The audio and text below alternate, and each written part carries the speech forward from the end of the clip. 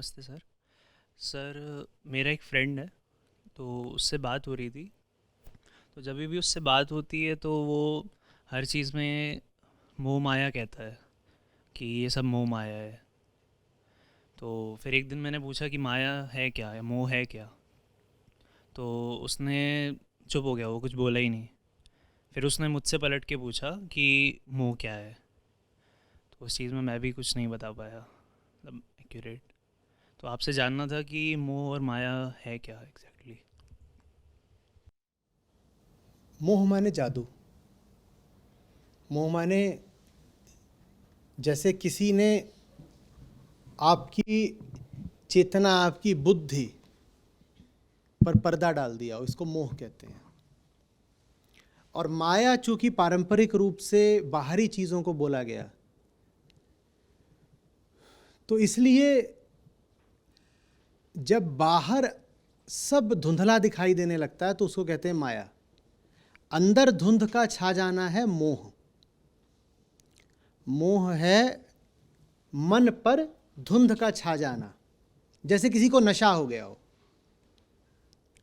मोह माने एक आंतरिक नशा, भ्रम की स्थिति, एक अचेतन आंतरिक स्थिति, इसको कहते हैं मोह। Charm, delusion.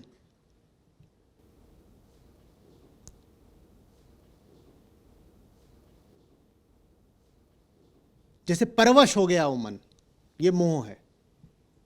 एन्चैंटमेंट। समझ में आ रही बात?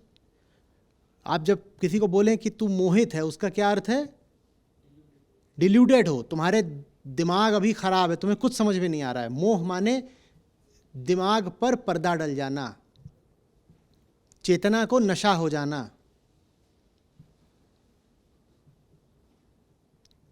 एक तरह का हिप्नोसिस, जादू। ये मोह है। मोह की परिभाषा ही यही है। तो इसलिए फिर मोह से संबंधित ये मुहावरा चलता है, मोह माया। मोह माया जब कहते हो मोह माया, तो उसमें आशय होता है मोह से कि भीतर एकदम कोहरा फैल गया है, और माया से फिर आशय होता है कि बाहर अब कुछ साफ दिखाई नहीं दे रहा। मोह माया माने चूंकि भीतर अब कोहरा छा गया है, इसलिए अब बाहर कुछ साफ दिखाई नहीं दे रहा। ऐसे ही चलता है मोह ममता। उसमें भी ममता से पहले मोह आता है। मोह माया में भी माया से पहले मोह आता है ना। कोहरा पहले भीतर छाता है, फिर कोहरा बाहर छाता है। माने कि अगर कोई कहे कि मुझे दुनिया की कोई चीज़ समझ में नहीं आ रही है, या मेरे साथ क्या घटनाएं घट रही हैं मुझे समझ में नहीं आ रहा, या लोग मुझे बेवकूफ़ बना जाते हैं, मैं समझ नहीं पाता कौन मेरा दोस्त है कौन दुश्मन है, तो इसका क्या मतलब है कि वो सबसे पहले वो बेवकूफ़ कहाँ बना बैठा है? अपने भीतर। चूंकि तुम अपने भीतर मूर्ख बने बैठे हो पहले से, इसीलिए दुनिया वाले तुम्हें बार बार आके मूर्ख बना जाते हैं। कोई बोले बाहर के सब लोगों से मेरी लगातार लड़ाई ही चलती रहती है, तो इससे क्या पता चलता है? कि वो अपने भीतर किसी संघर्ष में उलझा हुआ है। मोह पहले, फिर वैसे ही मोह पहले फिर ममता। तो मोह माया बोलेंगे, मोह ममता बोलेंगे। माने शुरुआती गड़बड़ क्या है? मोह। मोह पहली गड़बड़ है। मोह पहली गड़बड़ है। चार्म्ड हो जाना, किसी चीज का जादू चल गया आप पर, यह मोह है। आपका मन आपका नहीं रहा, यह मोह है।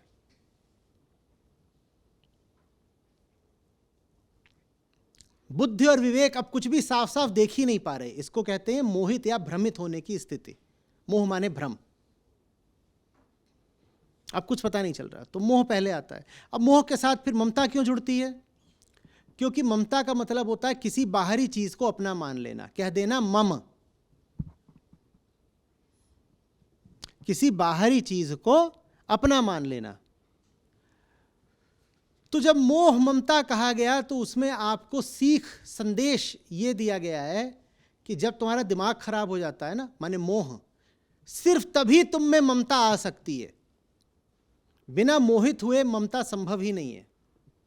बिना विक्षिप्त हुए, पागल हुए ममता आएगी ही नहीं।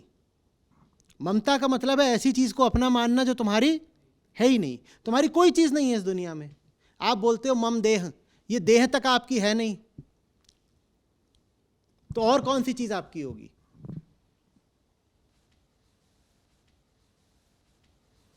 ममता का मतलब है पराई चीज को सचमुच ऐसा कहना कि मेरी है, और यही नहीं, फिर उसकी देखभाल करना,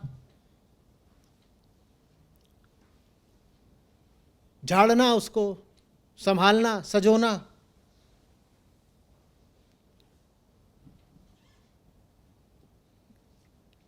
उसको तमाम तरीके के खतरों से बचाना, उस पर अपने समय और ऊर्जा का निवेश करना, यही ममता है ना।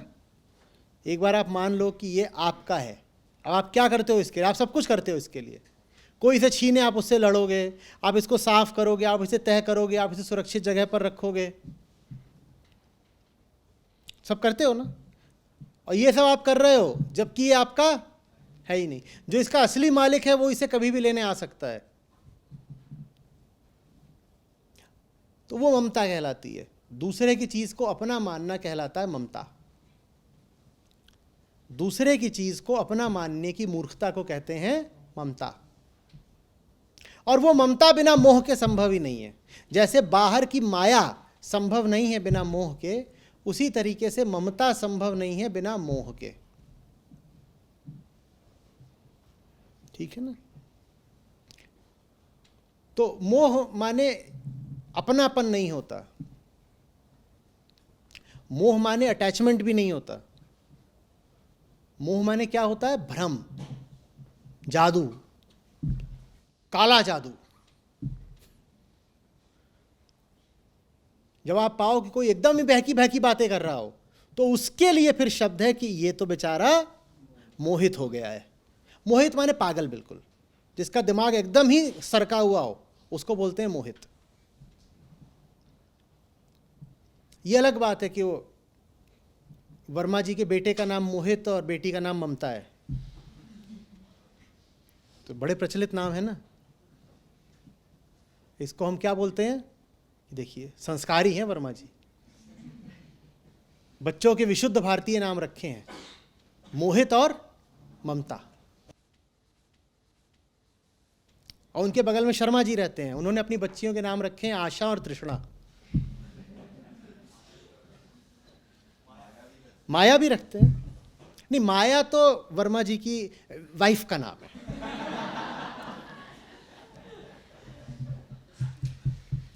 माया जी का मतलब वर्मा जी का अपना नाम है मायापति।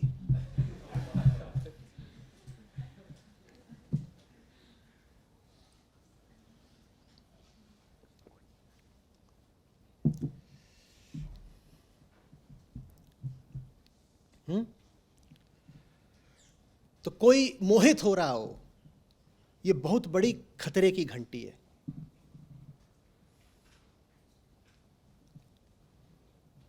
मोह का मतलब है कि अब वो तगड़ी हिंसा करेगा। जिसको मोहित जानिए, समझ जाइए कि अब वो जबरदस्त हिंसा करने जा रहा है।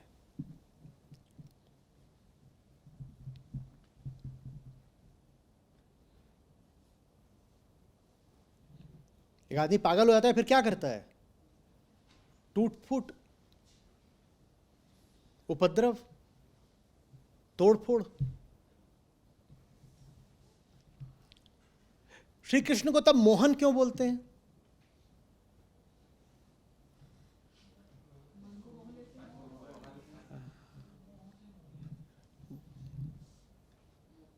साधारण मोह को वो काट देते हैं। मोह का मतलब है कि कोई आपके ऊपर जादू कर गया। श्री कृष्ण माने वो जिनका जादू सब जादुओं की काट है, इसलिए उनको मोहन बोलते हैं। Mohan the charmer.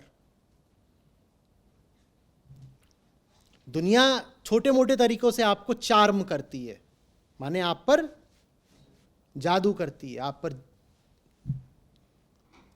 और श्री कृष्ण आप पर बहुत बड़ा वाला जादू करते हैं, जिससे जितने भी सांसारिक जादू होते हैं वो कट जाते हैं, तो इसलिए उनको मोहन बोलते हैं।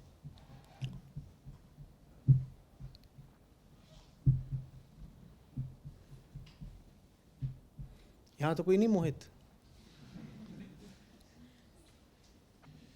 हाँ, आगे इससे संबंधित कुछ हो तो बताइए। हाँ, प्रणाम आचार्य जी।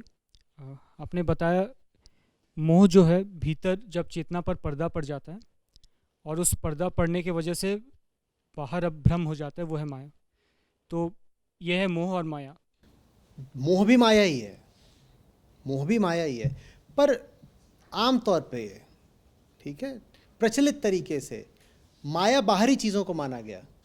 उदाहरण के लिए कहीं पैसा रखा हो तो कहीं अरे माया, कहीं सोना रखा हो तो कहते हैं माया, कोई आकर्षक स्त्री पुरुष हो तो कहते हैं माया।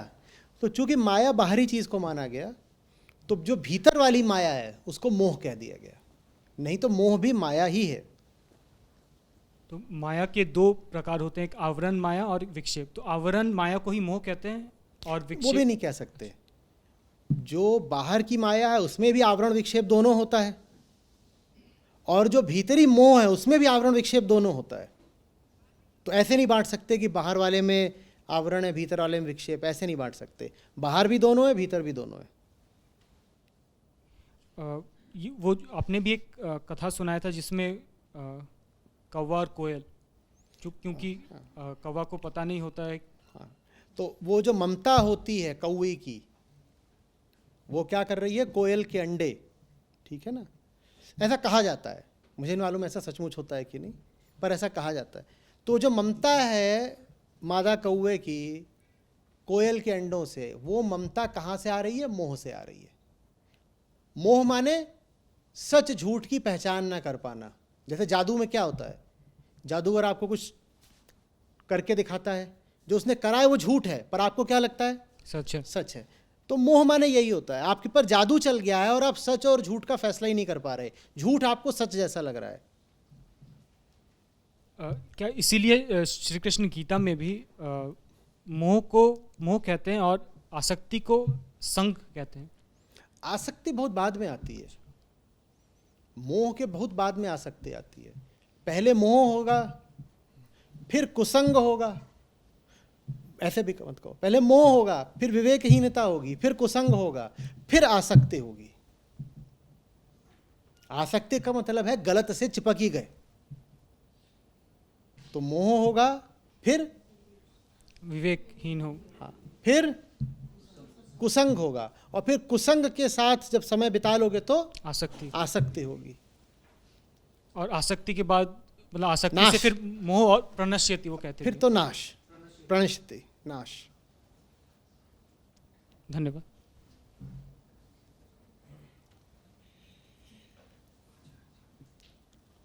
हाँ, गाओ गाओ।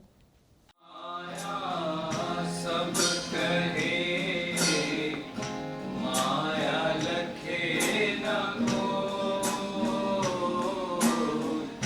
माया माया सब कहे माया लखे न हो, जो मन से ना माया कहिए सोए कबीरा, माया कहिए सो, माया छाया एक सी बिरला जाने को, माया छाया बिरला जाने को, भगता के पीछे लगे सम्मुख भागे सोए कबीरा, सम्मुख भागे सो, माया मरी न मन मरा, मर मर